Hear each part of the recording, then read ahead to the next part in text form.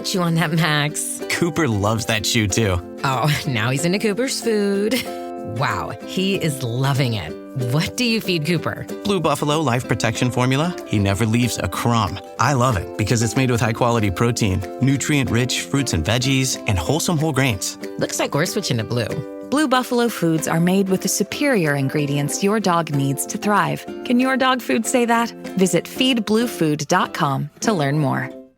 ¿Hablas español? Sprichst du Deutsch? Kan du norsk? If you used Babbel, you would. Babbel's conversation-based techniques teaches you useful words and phrases to get you speaking quickly about the things you actually talk about in the real world, with lessons handcrafted by over 200 language experts and voiced by real native speakers. Babbel is like having a private tutor in your pocket. Start speaking with Babbel today. Get up to 55% off your Babbel subscription right now at babbel.com/Spotify, spelled BABBEL.com/Spotify. Rules and restrictions may apply.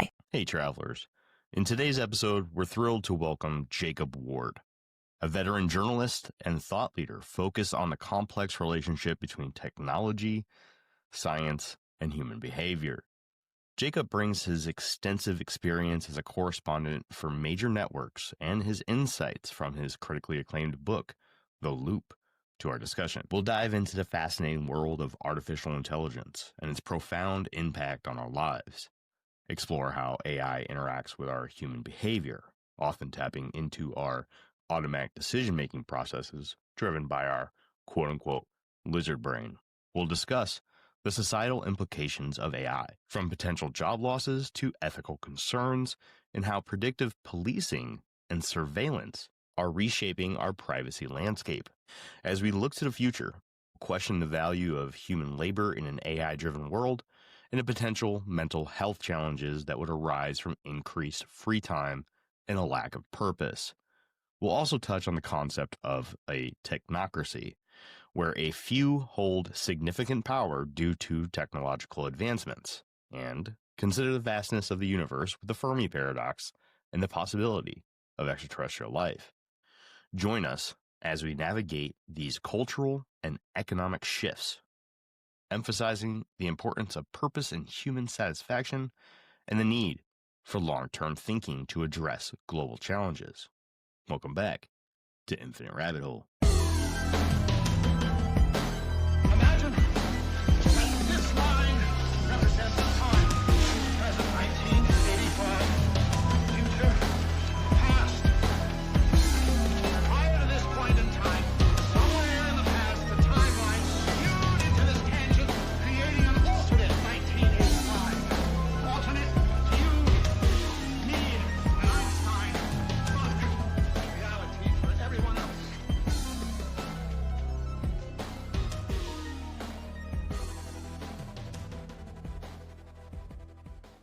Welcome back to the Infinite Rabbit Hole. I'm your host, Jeremy, and tonight we have a special guest, like we typically do. This one, though, is going to dissect a very interesting and current event-related topic, AI, and a lot of the aspects of AI that you're not thinking about. So today, we are thrilled to be joined by Jacob Ward, a veteran journalist, author, and thought leader focused on the complicated relationship between technology, science, and human behavior. For years, Jacob has served as a correspondent for major networks, including NBC News, where he reported on technology and its social implications for shows like Nightly News and The Today Show. His extensive career includes work with PBS, CNN, and Al Jazeera, and he previously held the position of editor-in-chief of Popular Science magazine. He is the host and co-writer of the landmark 4-hour PBS series Hacking Your Mind, which explores the science of decision-making and bias. Most importantly, we're here today to discuss his work on his critically acclaimed book, The Loop: How AI is Creating a World Without Choices and How to Fight Back. In The Loop, Jacob warns us about the unintended consequences of artificial intelligence on our free will and decision-making, offering a vital guide for navigating an increasingly automated world. Jacob, welcome to the Infinite Rabbit Hole. Thank you. I really appreciate you having me. This is very exciting. Good. AI is your bread and butter right now. And I God know help that me. Yes. you've done a lot of work into psychological topics, right? Especially influence. How'd you get into all this? Let's start with the very beginning.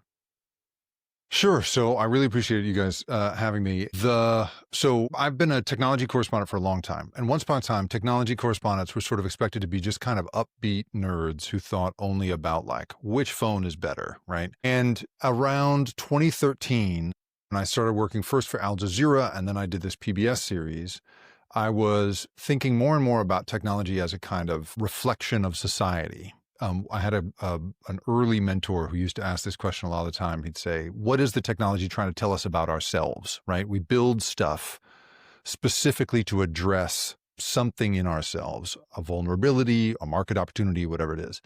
And so as I was starting to think about that, I had this opportunity to do this PBS series, Hacking Your Mind. And Hacking Your Mind was a 4-hour kind of crash course in about the last 50 years of behavioral science. And I got the opportunity to travel all over the world and interview all these people who study why we make choices the way we do. And what the basic takeaway of that series is, as is the basic takeaway of the last 50 years of all of this behavioral science, is that a huge amount of our decision-making, probably 85 to 90% at any given time, is totally automatic and based on very, very ancient instincts that we share with primates, like, choosing who to trust, what to eat, where to go.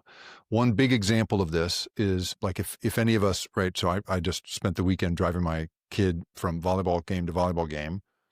If I'm assigned to drive my kid somewhere, it's as often as not, I might just automatically drive her by accident to school because that is the standard route you take every morning, right? And so I don't know how often you've been in the position, right? You guys have like, you show up at the school and you're like, oh wait, this is not where I'm supposed to take her. Oh my God, why have I done this? And the fact is, right, if you cast your mind back across that drive, like you've done an incredibly sophisticated mechanical task with no consciousness at all. You're on total autopilot, right? And that kind of autopilot is what all these behavioral scientists have shown is driving a huge amount of our choices in our day-to-day lives. So at the same time that I was learning about all of that, and the way in which those choices that we make are very predictable, that the mistakes we make are very predictable. I was also in my day job as a technology correspondent learning about these fly-by-night companies that were starting to use early machine learning and what was at the time called human reinforcement learning algorithms. This was early AI before ChatGPT became possible. And I thought, oh, this is a real problem. I'm not the kind of person who believes like I have to get my ideas into the world at all costs. But this was a moment where I was like, man, I don't see anybody else talking about the intersection of our vulnerabilities in terms of our brains and our behavior and this for-profit industry that's about to explode around the commercialization of AI.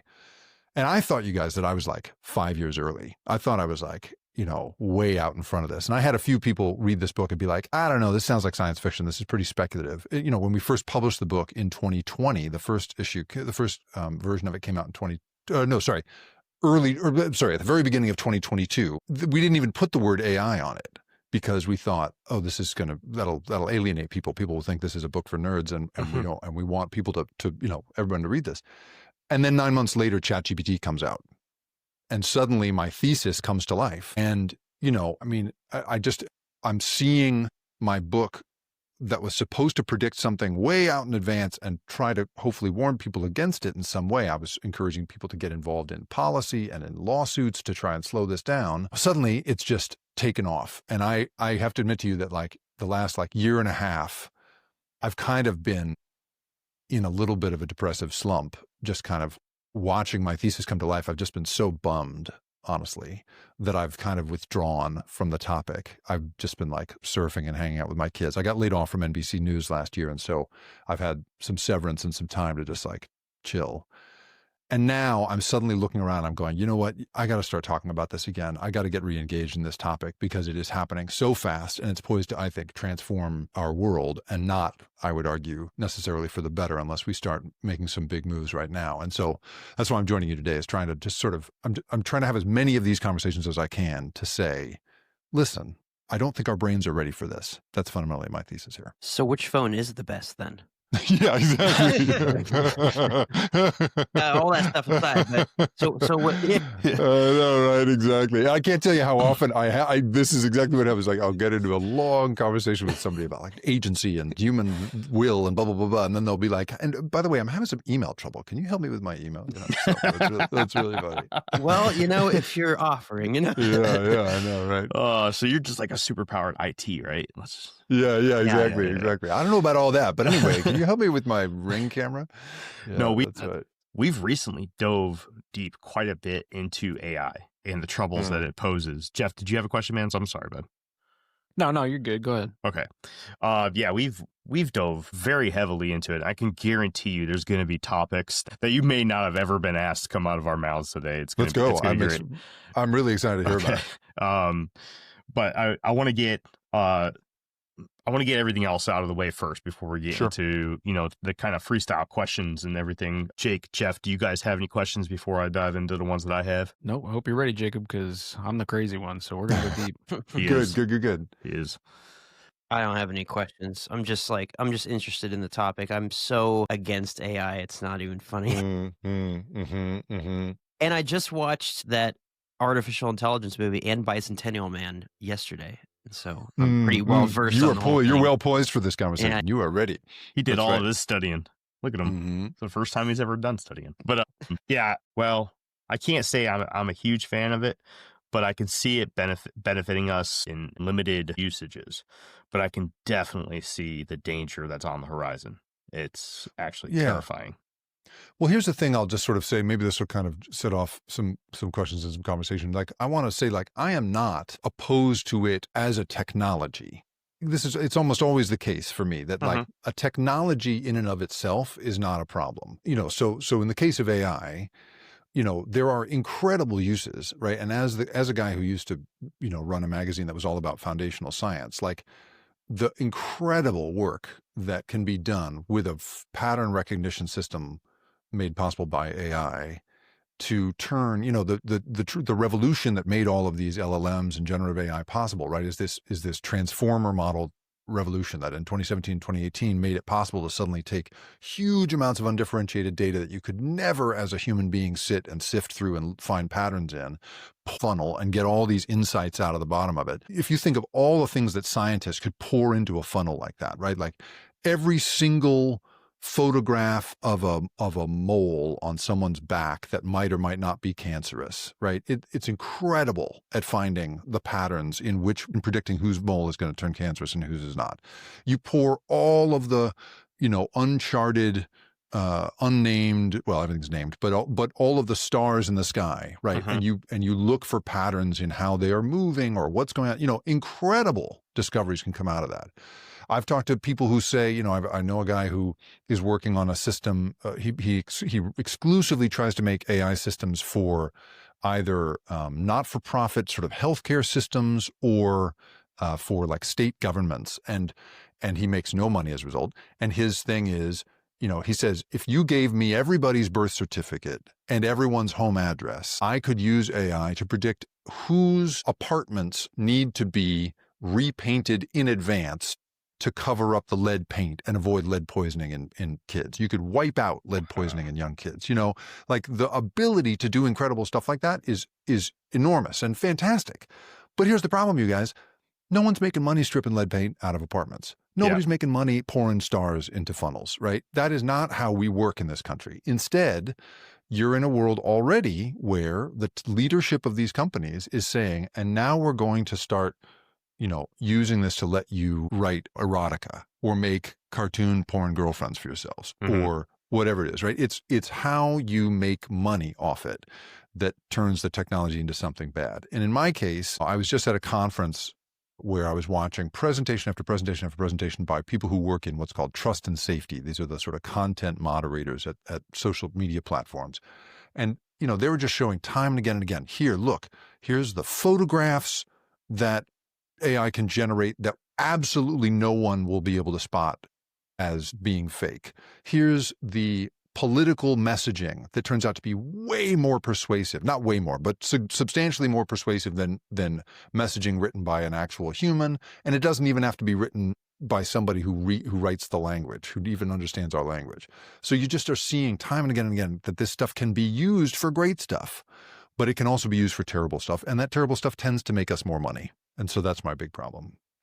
That's my big pushback against it. It's not that AI can't be used for amazing things, but as a human species, we tend to do the worst things with what we have. And so, my big concern is, the whole deep fake technology. At some point, it's going to get so freaking difficult to tell what's a fabricated photo or like if I wanted to make a video of Jacob Ward drowning puppies in a river in order to ruin his life, I could do that in 10 seconds, put it out there, and then you're still going to have people out, even if it's able to be, shown that this is, baloney, it's not a real video, you're still going to have people out there years after the event, like every single, smear campaign that we see, that are going to believe that lie, or at least think in the back of their heads, maybe Jacob Ward is capable of drowning puppies in the river. And let's say I am. See if it ruins your life, why not? Totally. And let's say I am a serial puppy drowner, right? And you catch me with a camera doing it. I'm then going to be in a position to say, that's not me. Look, you can't believe your lying eyes, because clearly we're in a world in which you can't trust video evidence anymore. This is my whole problem with the latest release from OpenAI, which allows people to make these 10-second videos that are all set for, that are perfect for social media. And they're already flooding my social media. Yep. I'm like, what is the purpose of this? What is it that we needed? What problem is this solving, right? Like, I think we are already not doing a great job with hanging on to what's true and what's not. And to totally, it just feels like it's almost as if the objective is to absolutely destabilize what we can trust and what we can't, so that there won't be any video evidence anymore. I mean, as a journalist who believes that there really is a way to prove a thing, one of the number one ways you prove a thing is you catch somebody on camera doing that thing. Sure. And if that's going to go out the window, I don't know, you guys, like, I'm not sure how we're going to agree on anything anymore. Yeah. I mean, I see that that's like an issue, but I don't even see that as like a major issue personally, because I think that most of the society is kind of already at that point, even without AI. Like, nobody believes anything, right? Or, you have all these different like factions of ideas, and people can't agree on anything no matter what. Even if you do show them a real video of something, right? Like, it doesn't matter at this point. So my bigger concern is that the use of AI to sift through and like organize data on us, right? So I know that there's like we all know this, right? Like, we're all being tracked in every way, shape, and form, right? Thank you, Patriot Act. They're listening to and watching everything that's happening. It's not happening. Yeah, literally, right? But the problem is, like, they're going to take it up to the next level, I think, right? They're going to start using this to track like biometric data on all of us and these types of things. The control factor from whether it's a government or corporations, like, compiling all that data to feed you whatever, that's my bigger concern. The deep fake stuff is like, whatever, nobody believes shit anyway. So, well, yeah, I'm not as nihilistic as you are about truth. And I like to believe, I'm trying to do this job still of sifting some truth out of the world, but I absolutely agree with you that trust is at an all-time low around that stuff. And so it's going to get even worse in that case. But I 100% agree with you that there is about to be a huge surveillance problem. And that problem, so I think that the government version of it, even if you put that aside, and I'm not arguing that that's somehow not something to worry about, but like, I think mostly about corporate actors these days, right? Because the pipeline of data from the incredible amount of information that we have volunteered to these companies in the last 10 years, and how that is about to get poured into these funnels that can find patterns in huge amounts of data, has created an incredible surveillance opportunity for these companies, right? So like, once upon a time, the big breakthrough, Mark Zuckerberg's big breakthrough, was this idea of revealed preferences, was the term of art in the social media world, which is, if I look at enough, if I look at you enough, Jeff, and I look at enough other people who are similar to your behavior, I can pick out of your collective behavior some revealed preferences, is what they call it. And that just means like the stuff where if I asked you in a poll, hey, are you into this kind of thing? You'd be like, no, I like this and this and this. But your unconscious mind, just can't help but look at X, Y, and Z when it's shown it. And it's the equivalent of like you drive past a car accident. Nobody would ever say in a survey, I like looking at car accidents, but it is clear from your behavior, the behavior that you exhibit on the social media platform, that you can't help but look at that, right? Mm-hmm. So you pour enough of that kind of revealed preference data into a social media platform, and they start to build engagement algorithms based on that. And that's how we got into the trouble we were in to start with. Now you're going to have this incredible ability to find meaning in that data and predictive forecasting that's going to let you say, this person's going to be way into this and way into this kind of thing. And it's not even going to be a question of funneling content that that someone has made to you. They're going to be able to just custom generate it, right? So for me, that's one huge problem. And then, like you say, the surveillance part of it. I mean, already there's technology out there that, can turn Wi-Fi signals into an ability to tell how many people are in the room and who's moving around. And, the incredible ability to watch our behavior on an ongoing basis is just going to be unprecedented. And the fact that it's all going to be done for money almost makes me more worried than if it were done. For some reason, I'm more worried about it being done by corporations than I am by governments, but that's my own little thing. I'm with that. I mean, for sure. I've been seeing me and my other co-hosts, we talk a lot about this thing that's been talked about a lot recently, which is kind of weird. Predictive policing. Have you heard this? Yes, Predpol. I have a whole part of my book about that. Yes. To me, that ties into all of this data collection and the surveillance state stuff. So it's literally going to be like Minority Report in my worst case, right? It's like they're going to just look at you and be like, hey, and we can predict based off of all these things that you're talking about, in 5 years, you're probably going to commit some kind of crime, and they'll be able to somehow work that into legislation, and it becomes like a whole new world, literally. And here's the thing that I get really worried about with that is that, one of the themes that I come back to a lot in the book is this concept of anthropomorphism, right? Which is the assuming that assuming that a system you don't understand is somehow really sophisticated. So just because you don't know how it works, you assume it's right. It's just a natural human tendency. This is one of those greatest hits of the last 50 years of behavioral science, was learning that one. In that case, you have these. So the thing about predictive policing, right, is that it delivers. This is true also of facial recognition systems, is they deliver a conclusion for an arresting officer that, it doesn't explain itself, doesn't say how it came to that conclusion, and saves that person a huge amount of work.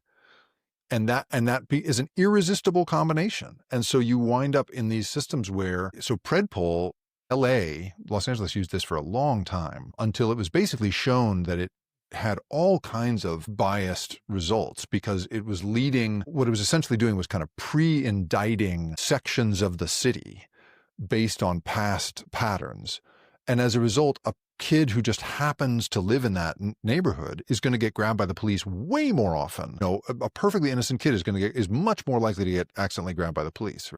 And so eventually LA has now canceled their contract with these systems, but for years they were using it. And it was because everyone just kept saying it's a neutral system, it's a neutral arbiter, it's a blah, blah, blah. But the truth is, no one really at the front lines of operating that system knows what it's doing, how it's making its choices, and it's so convenient, no one wants to resist it. So that's my other worry about this. I think we're not great at saying, one stat I bumped into in the book is I looked at this big study of the big healthcare records company is a company called Epic, that it deals with your electronic medical records.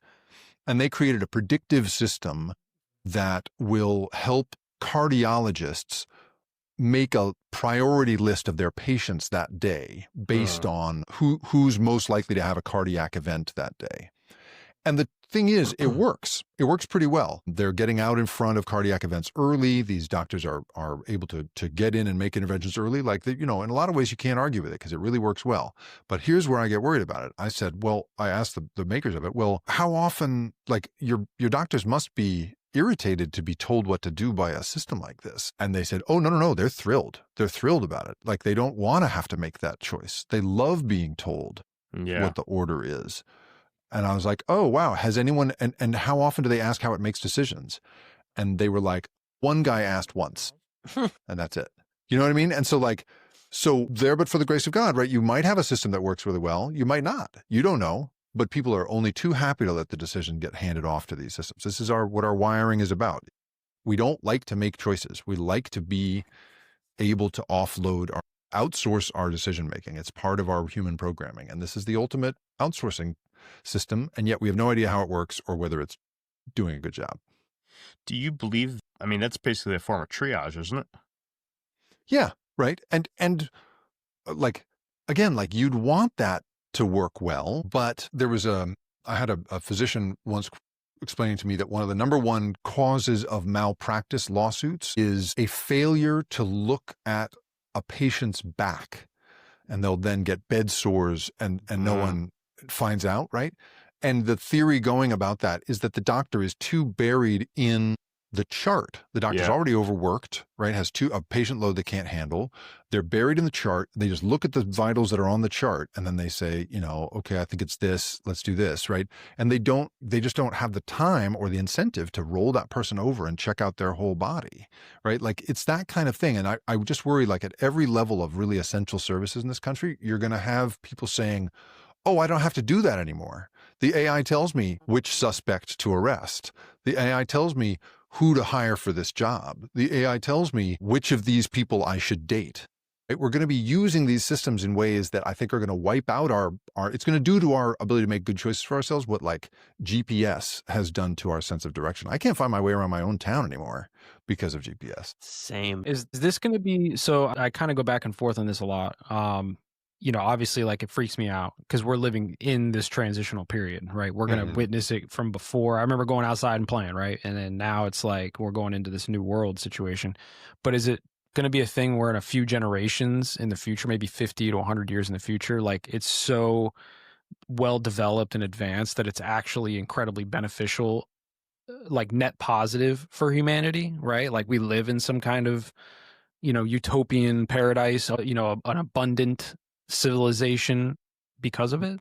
I mean, that is certainly that's the vision being sold by the companies making it, right? They're all, it's the weirdest time to be a reporter because they say things that in the old days, and I'm old enough to remember some old days, would have been an absolute death sentence from a sort of public relations standpoint. So you'll have a guy like Sam Altman saying openly, huge numbers of jobs are going to be destroyed by our creation. And there's going to be big scams that are going to be really scary made possible by what we have built here. To my mind, but he says it, and then in the same breath essentially says, but it's going to be worth it because down the line, there's going to be this incredible, upside for humanity. And I think I would just say, like, again, I'm down for, like, if it were up to me, I'd make it like, let's make it like a 5-year moratorium on commercial use and just give it to the scientists. I'd like to have just scientists use it for 5 years. And then we can start trying to make money off it, and let's see where that takes us first. Let's see if we can wipe out cancer, and then we'll start wiping out, real world girlfriends. Okay. Like, hold off, and in the case of, like, already there isn't even evidence yet that it has any kind of real productivity gains, right? Like, there was a big MIT study recently that showed that 95% of these companies that have adopted this stuff are reporting no productivity gains at all. Like, they can't figure out any improvement that's been made. So, it may be that that's the case, but you also have to think about the other kinds of things that the leadership of these companies predict. So one of the things that Sam Altman also has said, he said it in a January 2024 podcast with Alexis Ohanian. He said that he has a bet going with his tech CEO friends on their group chat as to when we'll see the first $1 billion one-person company. Huh. And that's like a dream of theirs. Like he says it like it's a positive thing. And so I think to myself, okay, well, wait a minute. So if the future is a handful of single person billionaire companies, what are the rest of us going to do for a living? And the dream they sort of offer is like, well, we're going to have a huge amount of free time.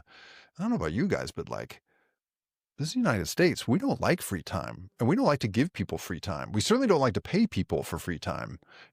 Like to my mind, there's no example in history of a time when we've made it possible to do less work and given people, a living for that. Like, that's not what we do. Sure. I mean, I do also see, like, I pay a lot of attention to like macroeconomic stuff. So, it is also interesting to me that it seems like, and maybe this is just my conspiracy minded self thinking too much, but it does seem like we're going through some kind of monetary change, right? Yes. So it could be something where they kind of know they're foreseeing that this being an issue. So they're trying to flip, whether it be into like crypto rails or whatever the case might be. Because I know everybody, when AI started dropping, everybody was like, oh, we're going to lose all these jobs. We're going to have to talk about universal basic income. And obviously like that doesn't sound too good for anybody who's not just a lazy ass, right? So right. I mean, already, right? You wouldn't want that. A lot of people don't want that. That's right. Right. But if there is some kind of like monetary shift globally, and we stop looking at the financial system the way that we always have, maybe, right? Maybe there could be some way to make all that work together, but maybe. I mean, now we're out past the power of history to be in any way predictive. Like, we don't have any examples of making that, of that being possible. And so, maybe down the road there will be some kind of, maybe it'll be the end of fiat currency and we'll all be somehow, I don't know, trading sugar syrup and not worrying about, against some digital currency, and we'll be, and we'll be fine. My problem is that, so there's a thing called the Jevons paradox that really haunts me. So back in the 19th century, a guy named William Jevons was a 19th century, he was a British economist, and he was trying to figure out why it was that the British Empire was running out of coal, which he was recognizing was a big problem, that England itself was going to run out of coal. And his thing that he identified was this weird paradox in which the technology at the time had actually gotten better at burning coal in a much more efficient way. There were these new steam engines that really had revolutionized the efficient use of coal, and yet they were using more coal than ever. And it's become a way of describing that dynamic in all these different fields. So it turns out like the more aqueducts you create to hang on to drinking water, the more we use up drinking water. Like in example after example, the more efficient you are in using a thing, the more you consume it. And that's how I think it's going to be with our free time. I think that the more it is possible to give someone free time, the more we're going to consume that free time and take it away from people, basically. I just don't believe that there's a world in which you're going to, make a sort of a free-flowing monetary system and a kind of, super generous social policy that somehow can work across borders, in which we're cool with people not having to work and AI doing all the jobs. Amazon has just announced, the New York Times just announced that like Amazon's about to wipe out 500,000 jobs. They're going to automate 500,000 jobs according to internal documents at Amazon, right? That's 500,000 jobs, out of like, I think they employ like 1.3 million people. Like, that's a lot of jobs gone. Right? I don't think we're on a path toward hanging out and living a happy, relaxed life. It doesn't, in my experience, tend to be, the historical lessons doesn't tend to be the result of the moves of big companies.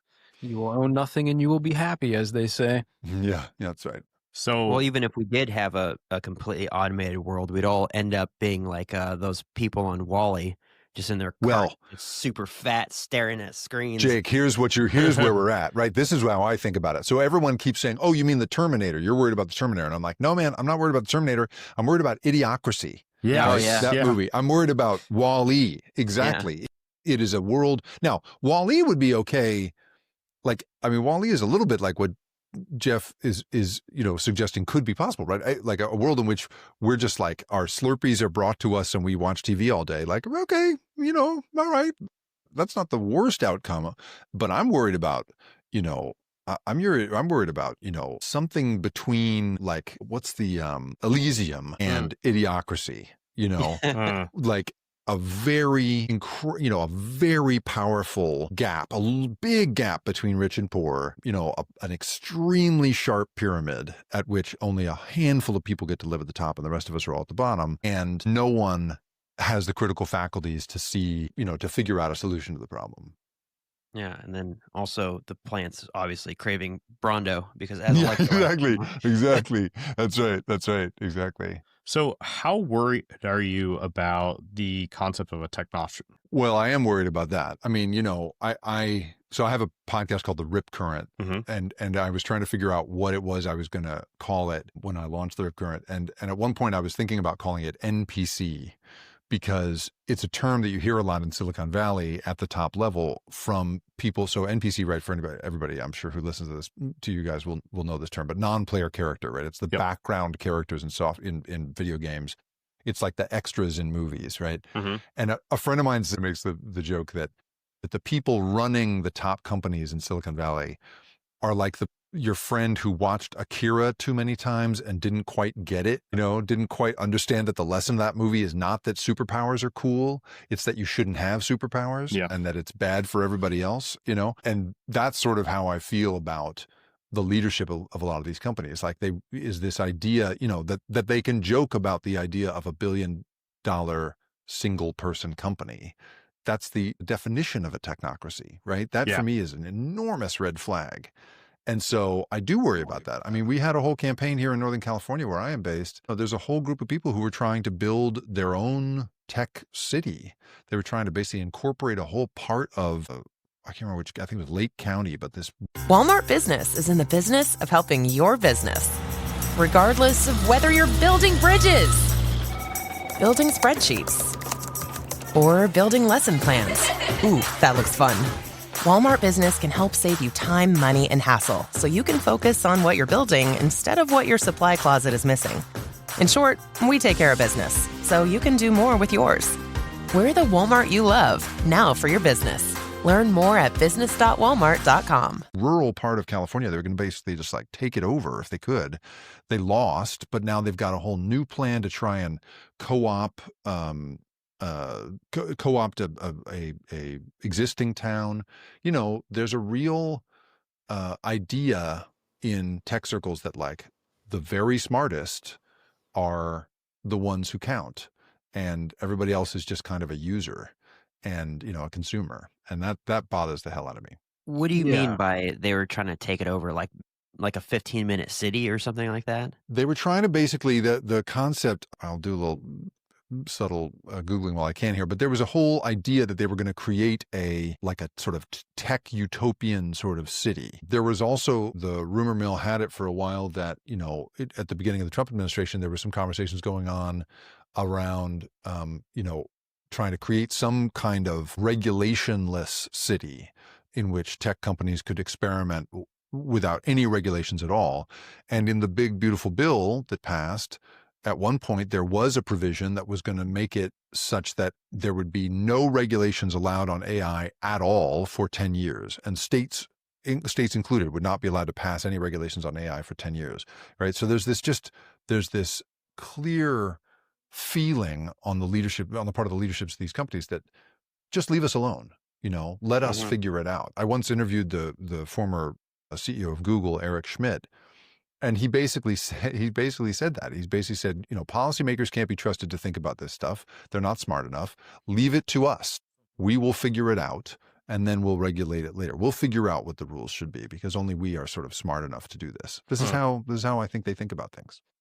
Yeah, I mean, I kind of see that, right? Going back to what I was saying earlier about like maybe at some point in the, relatively distant future, it becomes like a utopian situation. But, going back to what you were saying, if this AI can figure out a way to cure cancer or slow down aging or whatever the case might be, it's not going to be cheap enough for us to use, right? Like those advances are going to be something that only these billionaires, at least I think, are going to be able to utilize that. So maybe that's why they have this mentality, because they kind of in the back of their mind, they're like, hey man, we're going to live the next 1,000 years. The schmucks aren't, so if we could just...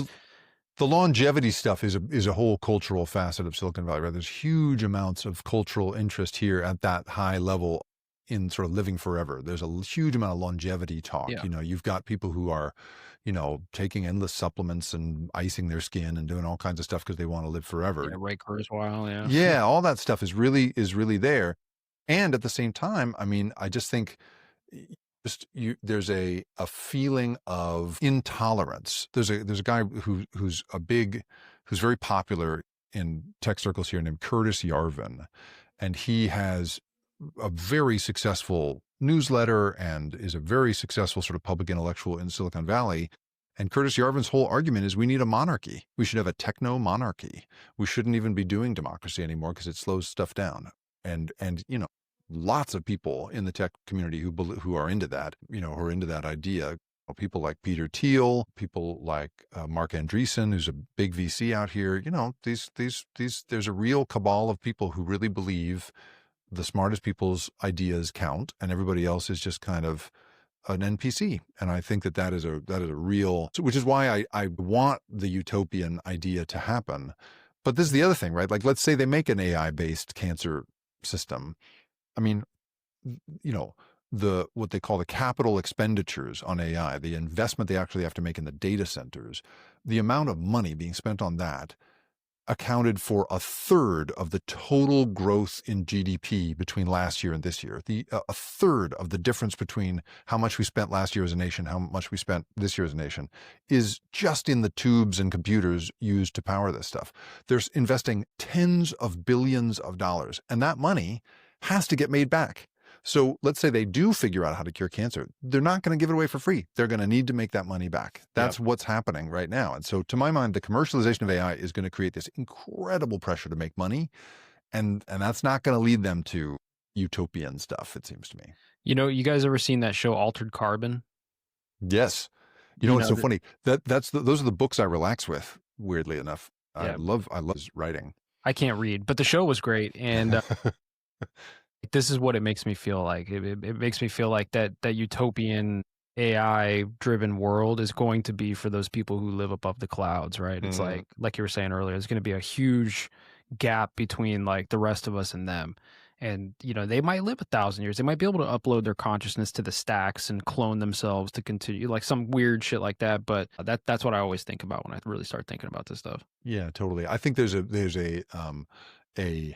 you know, I just think there's a like the problem with our society as we've got it built right now, right? The whole neoliberal project, the capitalist world that we live in is somebody's got to lose, right? Yeah. It's not a world in which everybody gets to win. Somebody wins and somebody loses.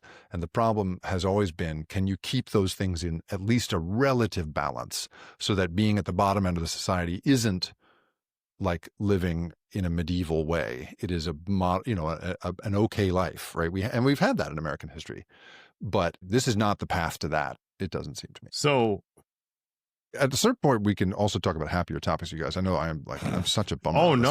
I ruin every party I go to. Our listeners are sick. They love the depressing stuff. Yeah, you seem like a lot of fun for sure. No, our listeners are pretty gross. Like our highest like grossing shows or topics are ones where people are horribly killed in terrible accidents and things like that. They're missing forever and stuff like that. Maybe you're my tribe. Maybe I've been. We love it. So yeah, we've talked a lot, just kind of freestyling here, but I want to shine some light on the book. I'm a big book guy, so I always end up steering the conversation, especially with an author, into the topic of their book. So I want to talk about The Loop, right? So which you published, like you said, in January of 2022. You predicted the AI revolution we're seeing now. And we've talked about that pretty heavily already, not necessarily a prediction, but AI in general. But the subtitle is How AI is Creating a World Without Choices. Now, could you break that down for the audience? And how exactly does a system designed to give us more options or a better experience ultimately limit our choices? Well, I love this question. So as I said, I spent a huge amount of time looking at both the behavioral science world and then the technology world. So the behavioral science world accounts for about the first third of the book, where I'm trying to give people kind of a crash course in some of the big lessons of the last 50 years and more of behavioral science. And one of the big ones is we as a species. So a lot of this comes from a guy named Daniel Kahneman, who wrote a book called Thinking Fast and Slow. That was a very famous book for a time. He won the Nobel Prize in economics. He was a psychologist who, beginning in the 1970s with a partner named Amos Tversky, created a whole bunch of experiments that showed that if you basically, people hate to make choices and will take any excuse to outsource that decision making if they can. And he came up with an idea of this thinking fast and slow idea. So there's a fast thinking brain and a slow thinking brain, a system 1 and a system 2. Mm-hmm. That system 1 fast thinking brain is this one that as I mentioned earlier, we have in common with primates. It goes way, way, way, way back. It is an incredibly powerful and well-tested decision-making system. And it is the system that allows you to drive automatically to your kid's school without thinking about it. Lizard It brain. is yeah, your lizard brain. Exactly. Mhm. That's how we say it. Exactly. That's your lizard brain. And, you know, and we're embarrassed typically of our lizard brain, but the truth is our lizard brain got us where we are because you didn't need, using your lizard brain, you don't have to think things through. You don't have to, you know, if a snake comes into the room and we're all sitting together, you don't go, oh, what kind of snake is that? You know, you freak out, stand up. Everybody else in the room freaks out and stands up, and you're out the room, and the tribe is saved, right? It's the automatic ways we make choices, not just individually, but as a group. We transmit. You know, when I show you a mask of horror because the room's on fire, you don't need to see that the room's on fire. You just run. You know, Yep. Cedric the Entertainer has a great line about, he's like, when I see black people run, you don't ask why, you just start running. He's like, you can't help but running, you know, and that is exactly it. Like that's how our system works. So that's all the lizard brain stuff. Our slow thinking brain, our what's called our system 2, Daniel Kahneman called our system 2, that's the cautious, creative, rational, kind of better, more human decision-making system. And the idea is that like 100,000 years ago, that's the system that caused, you know, back when everyone was living on the continent of what is now Africa, everyone, you know, somebody stood up and said, what's over there? And that's that part of the brain that goes, oh, what else is beyond this campfire? You know, I wonder what would happen if we didn't just think about our survival. Like, what happens after we die? And why did I have that weird dream? You know, those thoughts are a totally new decision-making system. And that system is super glitchy and, you know, because it's untested. It's like a brand new piece of software in evolutionary terms. So what the estimate is that 90% of your choices are made by the lizard brain. And this little group of choices is made by your slow thinking brain. And my thesis in the book is, if you're a company that's created a pattern recognition system that can tell you what people are going to do in the future, can forecast their behavior and even maybe shape their behavior because you want to try and make money off of them, who are you going to try and sell to? Do you want to sell to the cautious, creative, rational part of the brain that thinks things through, right, and makes good choices? Or do you want to sell to the one that can't help but look at the cleavage picture, right, that can't help but drive to his kid's school by accident, right? The automatic brain that, you know, was like where my alcoholism came from, you know, that they would much rather sell booze to that guy than they would to the guy that I am today who said, you know what, I got to actually stop drinking and I'm going to quit drinking. So to my mind, a system like this absolutely could create huge amounts of choice. We would love that. But I think when you overlay the need to make money off these systems onto it, they're not going to, why would they try and make us more like these people? They're going to want to make us, you know, more like our rational selves. Why wouldn't they want to make us more and more instinctive? Because the instincts are so easy to predict. Do you think that they've been working towards that already with just the way that the algorithms work, you know, TikTok brain and all that, and Absolutely. shortening of attention spans? Totally. Yeah. And I want to say, like, I described this, like, I'm not judgy about this because I am the worst person I know around this stuff. Like, I am super manipulatable around this stuff. You know, I'm the one who scrolls TikTok and eventually the woman comes on with a TikTok branded video that says, you should go to bed now. Like, you've had enough, because like when the bartender says you've had enough, like when the crack dealer says you've had enough, that you are addicted to crack and he knows you're coming back tomorrow, like I very much write this stuff and think about this stuff, not from a perspective of like, hey, everybody, you got to be smarter. I write it from the place of like, I am not able to resist any of this because it's so powerful, and I just think like we have to, what I want everyone to do, and what I like is that young people are better at this. Like Jeff, you said TikTok brain, like the fact that we're naming that in ourselves, right? Jake, you said lizard brain, like that we're naming that in ourselves. I just love that we're entering a world. And this is where my hope for the future comes from, is like young people talk very openly about like, oh, brain rot. Oh, I got into brain rot.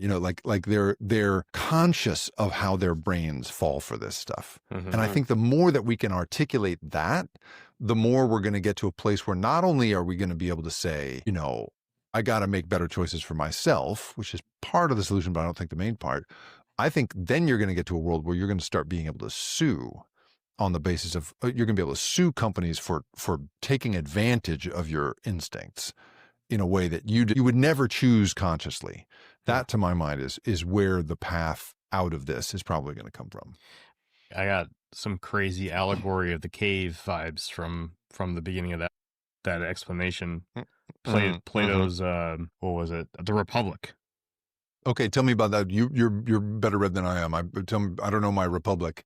It's just a small portion of his work called The Republic. Prisoners are locked inside a cave, and they've been in there for so long that they're only allowed to face one wall and see the flames from the fire that's stoking the wall. They don't know how the fire gets fed or anything. They just know that it does.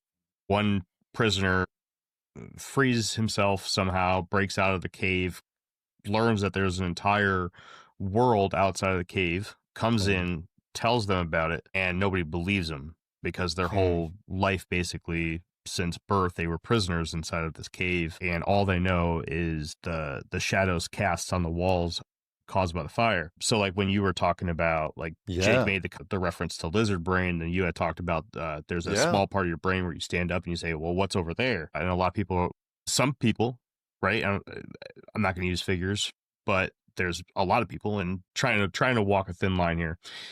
A lot of people would be like, don't be an idiot. Don't look over there. Because there's nothing there, right? Our whole world is right here in this cave, and our everything we know is being cast in shadows on the wall. I already love same-day delivery with Shipt, but it's so much better since I signed up for Target's Circle 360. Why? Because I no longer pay price markups from the majority of stores through Shipt. Only a handful of alcohol retailers and items don't count. That means no markups on groceries, pet food, even home goods and makeup. So to recap, I have more time to catch up on life while someone shops for me, and I spend less. It's a win-win. Order now at shipt.com/360. Terms apply. Every sip of Coca-Cola brings you closer to the excitement of the FIFA World Cup 26.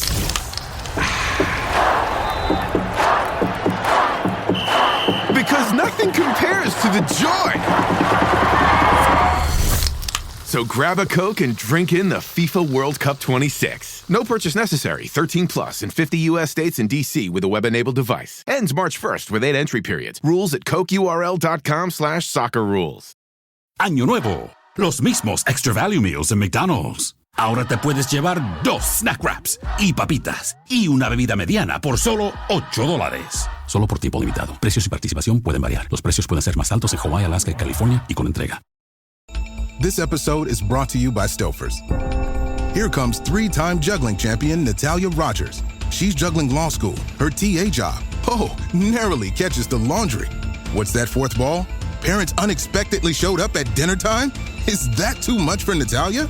Not with Stouffer's Chicken Alfredo and its mouth-watering mix of Asiago, Romano, and Parmesan. When you're juggling 4 things at once and the clock strikes dinner, think Stouffer's.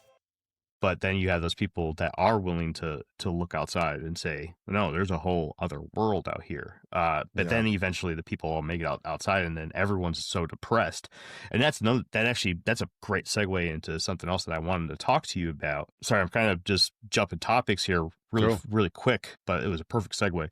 So you had made a point earlier about how we're going to have a ton of free time or that's kind of the route That's that what we're they going down. promise anyway. That's what they say that we will have. Do you have any fears of, I don't even know if there's a term for it, but the depression that people get when they don't have something to put their efforts towards? You see it a lot with recent retirees, or like Jake and I, we were in the Navy together, and I mean, I went through it, right? I got forced medically retired out of the Navy, and I went through a massive depressive cycle. Oh, dude, I had a total ego death, and now I just spend every second that I have doing something. And you know, constantly busy. My wife and I wouldn't say we argue about it, but we talk about it all the time. You know, she's like, you always have to be doing something, and it's like, you have no idea. Like, if my mind's not being exercised by a task, whether it's at work or the podcast or hanging out with my kids or something, I go crazy, or I either fall asleep. Right? These guys give me crap all the time because I don't watch movies. I fall asleep to them, and I didn't understand 90% of the references that were made today already. But so that's why I like books. I get my entertainment from books because I can physically do something. I love that. Right. But are you worried? Oh man, yes. I love this. I think you're touching on something so important. So purpose. You know, there's a whole world of research going on right now around purpose and how important that is to human satisfaction. Because a bunch of these researchers are recognizing that in the future, if, you know, people are going to suddenly not be working, how will they function, right? I mean, this is a whole thing. It's not just about the money it brings in. It's the identity and the value you feel. You know, people really like purpose. And I really worry about a world in which, you know, we have established the idea that the value of a person has to do with their production, their productivity. How much money do they generate? How much value do they generate? You know, is measured in monetary terms right now. And if we're about to enter a world in which the AI takes care of all of that, well, then what is the value of that person? There was a think tank that I went to once that was all they were trying to think about was, how do we come up with a new way of describing the value of people beyond the money they generate? And to my mind, you know, so I think it's one of the big problems with what you're describing. And it's one of the big problems, I think, with people who say, oh, we're not going to have to work as hard in the future, or we're not going to have to work at all in the future. That feels like a real, like, high school freshman's idea of what, you know, a sort of perfect world is supposed to be. I think we're going to need work and purpose. I think that's a huge part of what has been satisfying about humanity. I mean, you know, we were talking about this primitive brain, you know, lizard brain, and our higher functions. The higher functions, one of the examples I always give around higher functions and why I'm so proud to be a modern human, is all the stuff we've built. You know, the highways and the cathedrals and the bridges, like, it's incredible. And the pride people take in having done that stuff. So I just think we're absolutely going to need that in the future. And if we don't have it, because we think somehow people are going to be happier if they don't have to do any work, I think misunderstands how economics work, as you know, Jeff, and misunderstands how people find happiness in life. I'm surprised that Jeff hasn't brought up that it seems to me that it's the promises of a more relaxed society, but people are so forgetful that just, 4 or 5 years ago, everyone was locked inside their homes. They couldn't go to work. They couldn't do anything of enjoyment, which you do get a tremendous amount of satisfaction from work in general. You know, whether that's working with your hands or actually doing a job, right? Whatever it might be. But you know, those sorts of things decreased and our mental health issues spiked through the roof, right? Totally. And so maybe, you know, the whole grandiose idea of like, oh, you know, less time at work and more time for yourself and all this sort of stuff, but with the knowledge that it's going to lead to insane mental health crises. And why not, right? Look, right. You know, who would want that? Well, you know, I don't know, but why, you know, I guess we're going to find out. But this is why it bothers me so much how casually, you have business leaders right now saying, oh, we're just going to not need people. Like the damage that will do to society if they really lay off people the way they seem to want to. Whereas at the same time, like I was mentioning earlier, this guy who says he could do away with lead poisoning in kids if you gave him an AI system. He also has a program, I think it's for the state of New Hampshire. I can't remember, but basically he's got a system that takes new arrivals in the state of New Hampshire, people who have just arrived there, whether they are immigrants or moved there from another state. And once they register, get a driver's license or whatever, this system pushes to them, hey, would you like to be a bus driver? Would you like to be, a sanitation worker? What about this? Because there are all these jobs that the state of New Hampshire needs filled that they can't fill. Snowplow drivers and all this stuff, right? To my mind, like, stop talking about getting rid of paralegals and entry-level bookkeeping and all that stuff. Don't do that. Don't wipe that out. We're going to need that job. Instead, use AI to find people work. Use AI to pair people with the services they need. That's what we're going to need much more than I feel like the idea that we need to be more efficient feels out of whack. I think we've gotten to a place where the top people in America are making enough money. I think they should take a little break on the money making, and let's get some people some help. Let's use the assistants for that instead. There's definitely a concern for a lot of these jobs. I feel like, going away with automation and AI and stuff, but I still, I'm a blue collar worker, right? Like I go out and I do tasks that I don't see. I think about this all the time, right? I don't see how an Elon robot can do half of the jobs that I've done in my life, because there's certain things that you just couldn't program into, to do some of these tasks. Now, when you're talking about, a lot of jobs, sure, right? Artists, even musicians, like that's going away with some of the new AI, writers, customer service, like a lot of these things, retail, delivery services, taxis, like, yeah, all that could go away. Waste management, like that could all be automated. But when you start talking about, like service industry, like blue collar service industry jobs, I don't see how like a robot's going to be able to do 90% of those jobs. So it could be a situation where a lot of these people do lose work, but there's so much that's going to be needed in order to like maintain the infrastructure of society that just people just don't want to do, right? Because it's not air conditioned, it's not comfortable, it's hard work. So sure, you might have like this problem, but again, kind of looking out into the future a little bit, it may become a thing where it's like we don't actually have more free time. We just have more people doing things to upkeep the infrastructure that robots can't do. Yeah, I hope that is true. That there can somehow be a move toward, let's say, enough people in the trades that you could have, that it could sort of balance out. But one problem I have heard a great deal, I was just talking to somebody the other day who's doing a bunch of research right now around the thesis that AI could conceivably do to women who never go to college what foreign offshoring did to men who never went to college back in the 80s and early 90s. Because for a huge number of women who don't have a college education, there have been a whole set of knowledge jobs, bookkeeping, clerical, admin, right, that can lead to a really good, reliable paycheck for a long time and can lead to, a real career that then winds up even leading to a really stable retirement. And these are the jobs that these companies are talking about wiping out completely. And so that's something I really worry about. I think you're right that like there could be a push toward the trades. I was just talking to a guy the other day who was really lamenting that his daughter doesn't want to become a lawyer or an engineer and she wants to be an artist. And I was saying to him, like, I don't know, man, have you seen what's going on with lawyers and engineers? Like they're getting fired left and right because the entry-level versions of those jobs are going away. Yep. But a truly like disciplined creative person, that could actually be a valuable skill in a whole new way. But I'm always collecting, like, because I worry about my own ability to make money in the future. Like I really don't know, and I'm too old to go become a journeyman apprentice electrician. So I can't, then there's a lot of people in my position who only have like 15 years left in their working lives who aren't going to be able to make a transition like that. So there's a real trouble there. But I'm always keeping my eyes open for like what is a gig that is AI proof? I met a guy the other day at the airport and we were sitting waiting for a flight together, and I was like, what do you do? And he was like, I own a chain of barbershops. And I was like, yes, It's fantastic.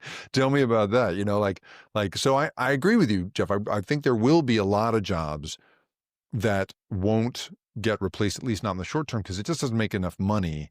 Like it wouldn't be a cost savings to automate that work. But if you look at the original filings of Uber, the company, the original stock filings all say from the very beginning, we're going to automate this work as quick as we possibly can, right? Driving Uber is going to be absolutely a robot's job in a few years because they can do it more cheaply that way. And so as long as they can do it more cheaply by automating it, they will.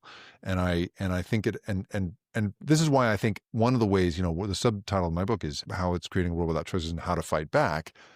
We're seeing around the world, people are fighting back. So in India, they have outlawed self-driving cars because a huge number of people in India make their job as drivers. They have said it's illegal to have robots do that because they know that it'll just put so many people out of work. And, we may have to make that kind of choice here in the United States, I think. Yeah, for sure. Get in the trades, people. Yeah. You ain't going to catch no Elon robot doing underwater welding, not for a long time, That's funny. I bet if you had Elon on, he'd be like, ooh, I totally want to make a robot that does that. Good luck, man. It's funny, too, because I'm sitting here thinking about it from my job because I do avionics work on airplanes. Yeah.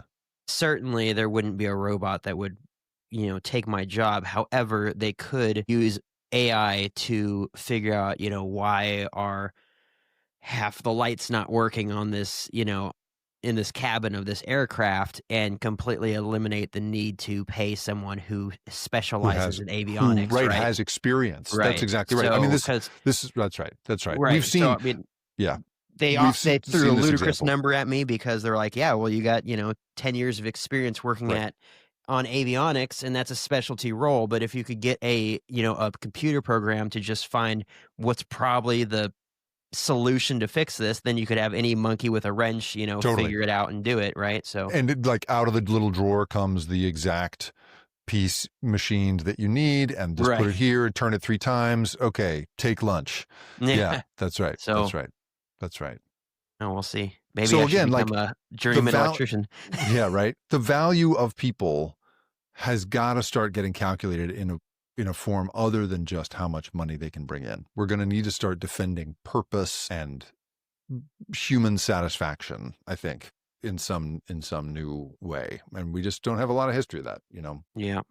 Well, ready for a wild question? Yeah, let's go. Okay. Do you I don't know if you've dove into this at all, but you think that there's any connection between AI and the recent massive increase of UFO stuff that's going on right now, whether it be through mainstream media, through independent outlets like us, or anything and everything? That's really interesting. I don't know if I believe. So I'll just say I don't know anything about it fundamentally. Like I didn't know about the uptick in reports. That's interesting. I think that there is we're in a new information ecosystem where every single person is kind of a self-appointed watchdog for weird stuff. And that is, I think, in a lot of cases good. There are a lot of good things that have come out of that.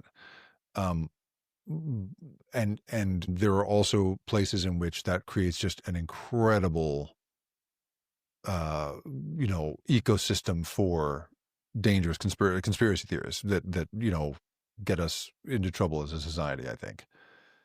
So I wonder if I had to guess, I would guess that it is, it might be a function of just how easy it is to report evidence of a thing and have that thing analyzed and amplified by lots and lots and lots of people. It's, one of the things that we've seen a lot of in the last, what we've seen time and again is that when you can measure a thing more effectively, the rates of that thing. The world moves fast. Your workday, even faster. Pitching products, drafting reports, analyzing data. Microsoft 365 Copilot is your AI assistant for work. built into Word, Excel, PowerPoint, and other Microsoft 365 apps you use, helping you quickly write, analyze, create, and summarize. So you can cut through clutter and clear a path to your best work. Learn more at Microsoft.com/M365 Copilot. I had that dream again. My small business needs to hire, but I don't use LinkedIn, and I hire an energy vampire. But also they're a literal vampire. And suddenly my team is spending all their time sharpening wooden stakes and buying bulk silver and rehearsing ancient chants, and then I wake up. Don't let hiring nightmares ruin your dreams. LinkedIn Jobs' new AI assistant takes insights from over 1 billion professionals to create a short list of the best fits for you. Post your job for free at linkedin.com/quality. Start hiring today with LinkedIn. Did my card go through? Oh no. Your small business depends on its internet. So switch to Verizon Business. And you could get LTE business internet starting at $39 a month when paired with select business mobile plans. That's unlimited data for unlimited business. There we go. Get the internet you need at the price you want. Verizon Business. Starting price for LTE business internet, 25 megabits per second, unlimited data plan with select Verizon Business smartphone plan savings. Terms apply. Are you a forward thinker? Then you need an HR and finance platform that thinks like you do. Workday is the AI platform that helps propel your organization, your workforce, and your industry into the future. Workday, moving business forever forward. Starting a business can seem like a daunting task, unless you have a partner like Shopify. They have the tools you need to start and grow your business. From designing a website to marketing to selling and beyond, Shopify can help with everything you need. There's a reason millions of companies like Mattel, Heinz, and Allbirds continue to trust and use them. With Shopify on your side, turn your big business idea into... Sign up for your $1 per month trial at shopify.com/special offer. Go up because we can measure it more. And I just wonder if it's just because there are so many people with cameras filming the night sky that you're either seeing, maybe they're really seeing something, or at the very least, the incidence of people who think they have seen something has gotten a lot higher. Yeah. I don't know. I'm speculating here, but that would be my guess. We can get in some real brain rot topics here. We can tell you. Now, I ask because one of the primary theories going around right now is that UFOs is AI incarnate, like a physical form of AI creating either itself to move around inside of the physical space, which also delves into, time travel and other real fringe topics, right? I mean, we dive into all of it here. We really do. So I was just wondering if you had heard anything like that or had a point on I haven't. The only perspective I'll offer on UFOs and extraterrestrial life that has always stuck with me is a thing that years and years and years ago, a team of academics who study space were explaining to me about the sheer size of space and also how old the universe is. Yeah. And as a result, so there's this thing, the Fermi Paradox, which you probably know about, which is right. And Enrico Fermi, right, one of the fathers of the atomic bomb, he just would idly chat with his lunch group, and one of the things he would always ask is, "Where is everybody? Yep. Where is alien life elsewhere in the world, in the universe? Because clearly there's so much potential for it to be there. Why isn't it out there?" Well, the best answer anyone has come up with that makes mathematical sense to answer the Fermi Paradox is, it's not that there isn't extraterrestrial life out there.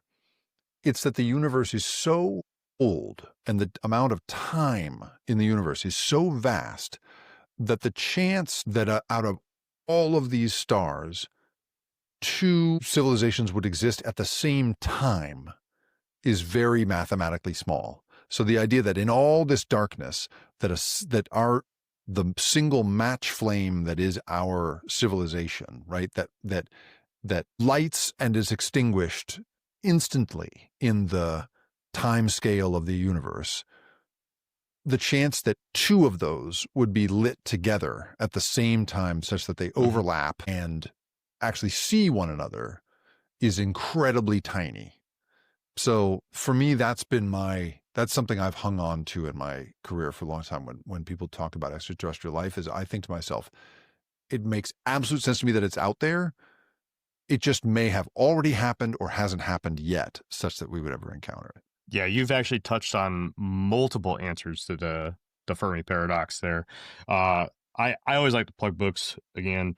If anybody's interested in a really good read for answers to the Fermi Paradox, there is a book by Stephen Webb. It's called If the Universe is Teeming with Aliens, Where is Everybody? 75 Solutions to the Fermi Paradox. Oh, cool. And it's probably one of my most read books. I constantly go to it and use it for reference. Cool. And then, of course, just to tie it all in, the 76th solution was actually a recent thing, which is the one that's brought up in the Third Body Problem series by author Sixon Yu, where he talks about the dark forest theory.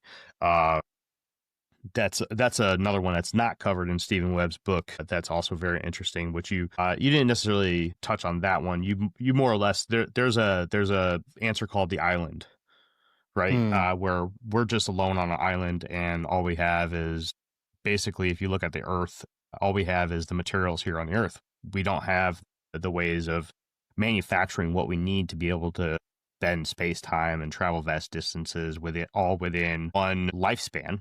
Right. So where we are is where we're going to be at. Distances are too far. Time is too limited. Unless you can go through and somehow manipulate one of Einstein's theories of relativity via, bending of space or black hole manipulation, you're not going to really do much. And even that is theoretical at best. Yeah. Right. I'll just leave you with this idea that I started the book with, which is the idea of the generation ship, which is this concept that gets kicked around at NASA, and there's a couple of science fiction books that have taken this idea on, and it's the whole idea that so the nearest habitable planet to us, the one that they think we actually could walk around on and possibly breathe the atmosphere, is called Proxima Centauri b. Yep. And it's only like 4.3 light years away. It's right down the block in terms of being nearby. The trouble is that 4.3 light years away, at the current speeds we can travel in space, ends up being something like, it's more than 100,000 years. It's like 200,000 years. So the concept is that you'd have to have people on that ship live and die and have babies and continue to create a culture that just lives right on that ship for that whole period of time. It's like 2,000 human generations.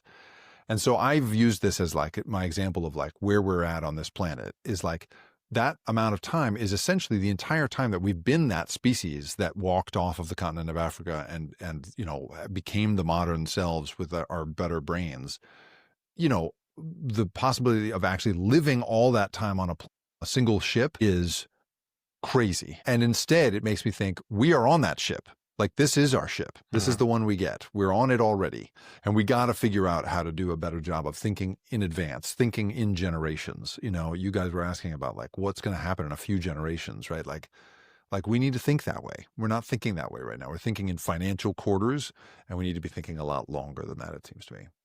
Proxima Centauri is very interesting. Just for food for thought for people who are listening, Proxima Centauri was once considered a dual star system, and then they ended up finding a third traveling star that actually orbited the two that are orbiting themselves. I think that's fascinating.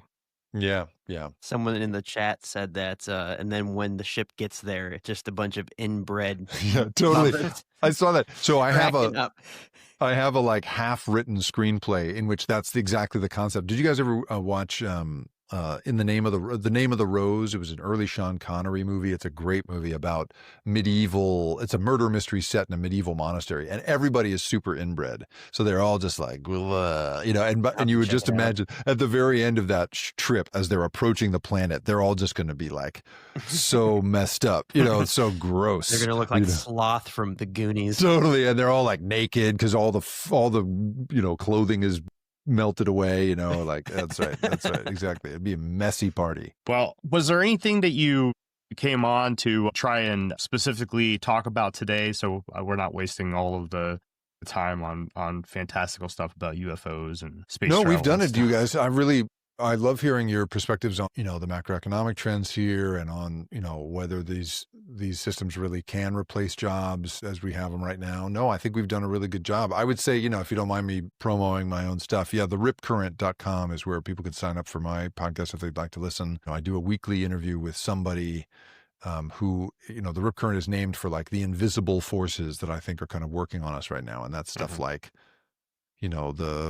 that's like AI, that's all these weird political trends moving us here and there. It's economic forces. So each week is a different sort of expert in something along those lines. So I think it's very similar to what you guys are thinking about here. And I really appreciate the opportunity to be here. No, it's awesome. This was a blast, really. Yeah, good episode for sure. Appreciate you coming on. Thanks, guys. I really appreciate your time. Hope to do it again. Absolutely. Anytime. I'm going to go ahead and sign us off. If you could hang out for, 2 or 3 more minutes afterwards, that way I can just make sure all of your audio and video are sent over. Yep. Usually it's really quick, but every once in a while that just takes a few extra minutes. No, I've been there. I'll absolutely stick around. All right. Jacob, is there anything else that you would like to plug or anything other than the Rip Current? Again, theripcurrent.com. Come check us out if you can.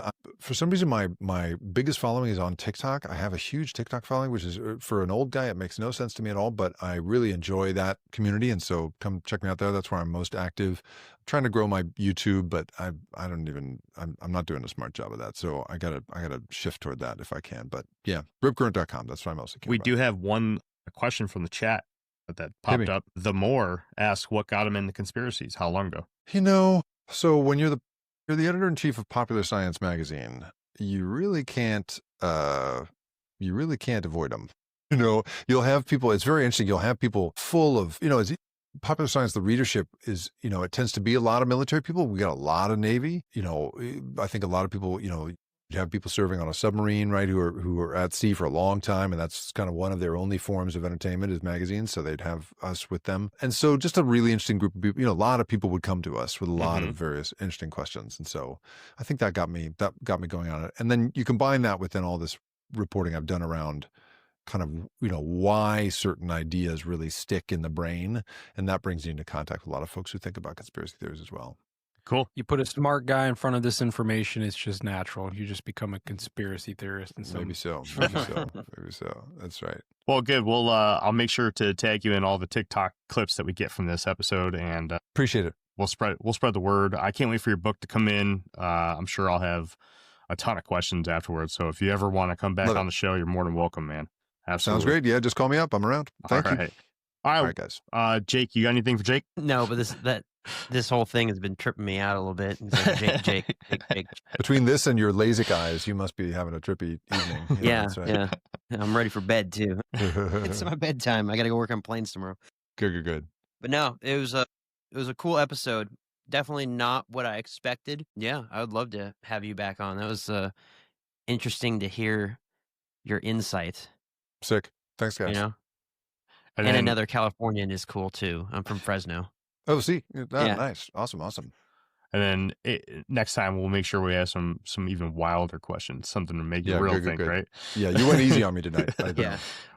All right. Well, that has been another episode of the Infinite Rabbit Hole podcast. Until next time, travelers, we'll see you in the next fork in the path of the Infinite Rabbit Hole. Bye, everybody. Good night. Hey, everybody. Thanks for checking out the Infinite Rabbit Hole podcast. If you're looking for more of our stuff, head on over to infiniterabbithole.com, where you can find links to all the podcast players that we are available on, and even our video platforms such as TikTok and YouTube. While you're there, make sure to check out all the links for our socials and hit that follow so you know when all the new stuff from our podcast comes out. And until next time, travelers, we'll see you right here in the next fork in the path of the Infinite Rabbit Hole. Bye.